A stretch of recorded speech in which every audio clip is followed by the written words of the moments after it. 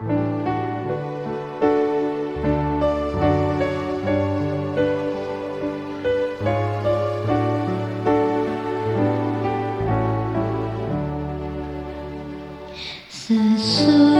malam fajar mereka bersama Yesus, surga mulai.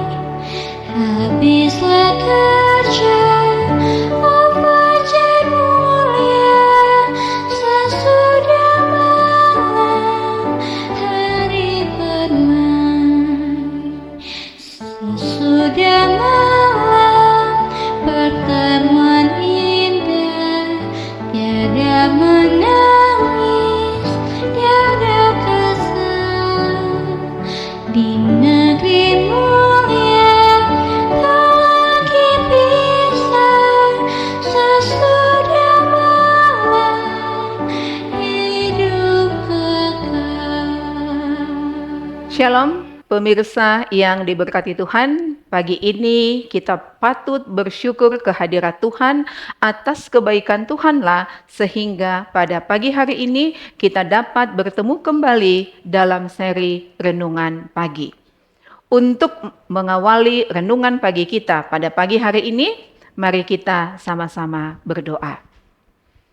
Terpujilah Engkau Allah yang Maha Pengasih. Terima kasih atas penjagaan-Mu sepanjang malam dalam istirahat kami. Dan pagi ini kami boleh menikmati kehidupan ini bersama dengan Tuhan. Kami siap untuk mendengarkan firman-Mu bersama dengan seluruh pemirsa dimanapun mereka berada. Tuhan, jamalah hati kami, sentuhlah hati kami, lembutkanlah hati dan pikiran kami, sehingga kami dimampukan untuk memahami firman ini seturut dengan kehendak-Mu, dan kami boleh menjadi pelaku-pelaku firman di dalam kehidupan kami. Terima kasih untuk berkat-Mu yang sangat luar biasa dalam hidup kami. Ampunilah kami Tuhan akan dosa dan kesalahan yang kami lakukan. Di dalam nama Tuhan Yesus kami sudah berdoa. Amin. Saudara sekalian, renungan pagi kita pada pagi hari ini, Senin 9 Juni 2025 berjudul Butuh Satu Ekstra Garam Kristus. Ayat hafalannya berbunyi, garam memang baik, tetapi jika garam menjadi hambar, dengan apakah kamu mengasinkannya? Hendaklah kamu selalu mempunyai garam dalam dirimu, dan selalu hidup berdamai yang seorang dengan yang lain. Tertulis di dalam Markus 9 ayat 50.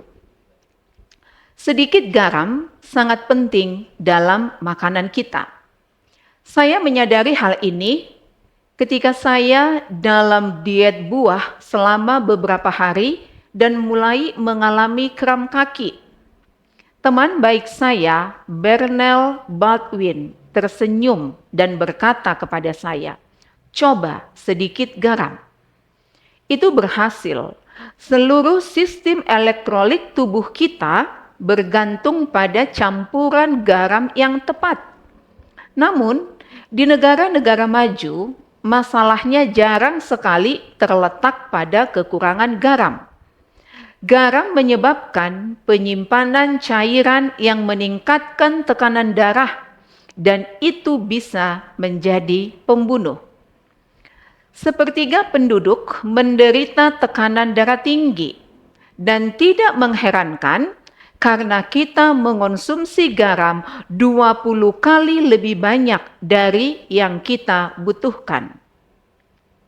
Makanan alami rendah natrium atau garam dan tinggi kalium yang membantu mengontrol tekanan darah.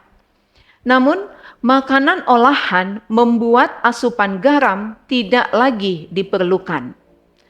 3 sendok teh saus tomat mengandung 1000 mg garam. Acar dill 3000 mg garam. 1 sendok teh mengandung 5000 mg garam murni. Makanan olahan yang kita anggap sebagai makanan manis syarat dengan garam. 1 cangkir puding coklat Jell-O mengandung 1200 mg. dan sepotong kue dapat dengan mudah melebihi 1000 miligram. Hampir semua sayuran dan sup kalengan komersial adalah tambang garam. Jika Anda beresiko terkena tekanan darah tinggi, Anda bisa hidup 15 tahun lebih lama jika Anda berhenti mengasinkan makanan Anda. Dan ketika Anda melakukannya, kejutan, selera Anda terbangun. Dan Anda akan mulai menikmati rasa alami makanan dan rasa herbal yang eksotis. Beberapa orang lebih sensitif terhadap efek berbahaya dari garam dibandingkan orang lain.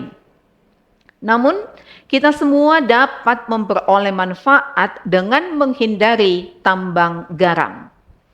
Dalam kitab suci, garam merupakan bagian penting dari setiap korban persembahan perjanjian lama, menandakan bahwa hanya kebenaran Kristus yang dapat membuat persembahan kita diterima oleh Allah.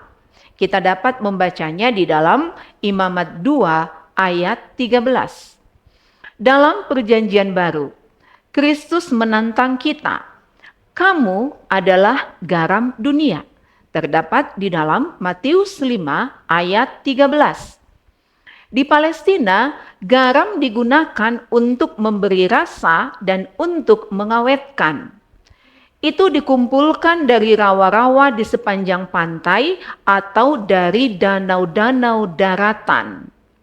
Jika dibiarkan di atas tanah atau terkena hujan atau sinar matahari, garam yang larut itu akan tersapu pergi, hanya menyisakan kotoran yang hambar. Dengan kata lain, rasanya hilang. Sebagai umat Kristen, kita tidak akan berbuat banyak kebaikan kepada orang lain jika kita tidak bergaul dengan mereka.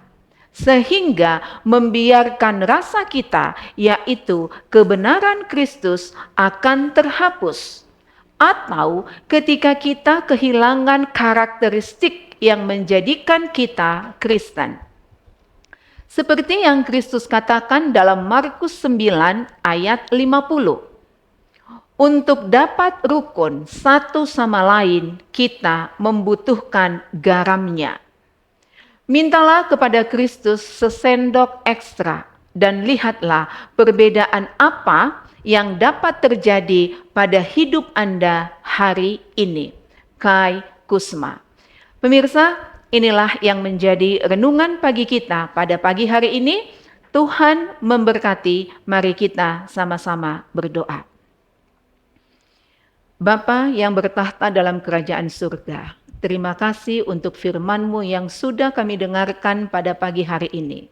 Tolonglah masing-masing kami, khususnya seluruh pemirsa yang ikut bergabung dengan kami untuk mempelajari firman-Mu pada pagi hari ini. Tuhan, dengan segala kerendahan hati, pada pagi hari ini kami meminta ekstra garam dari Tuhan, supaya garam yang asalnya dari Tuhan boleh menjadi tabiat kami, sehingga kami boleh memberikan rasa kepada lingkungan sekitar kami, sehingga orang-orang yang berada di sekitar kami juga boleh mengenal Engkau sebagai Tuhan dan Juru Selamat mereka melalui tingkah laku dan perbuatan kami. Tuhan, kami siap menjadi garam pada hari ini. Di saat kami akan melakukan kegiatan dan aktivitas kami, kuasa Roh Kudus Tuhan memampukan kami, menemani kami, menguatkan kami, sehingga apapun yang kami kerjakan hari ini, Engkau boleh buat berhasil, kami boleh menjadi berkat dimanapun kami berada, semuanya hanya untuk kepujian dan kemuliaan bagi nama-Mu. Terpujilah Engkau Bapa untuk segala kebaikan-Mu. Terimalah kami sebagaimana kami ada.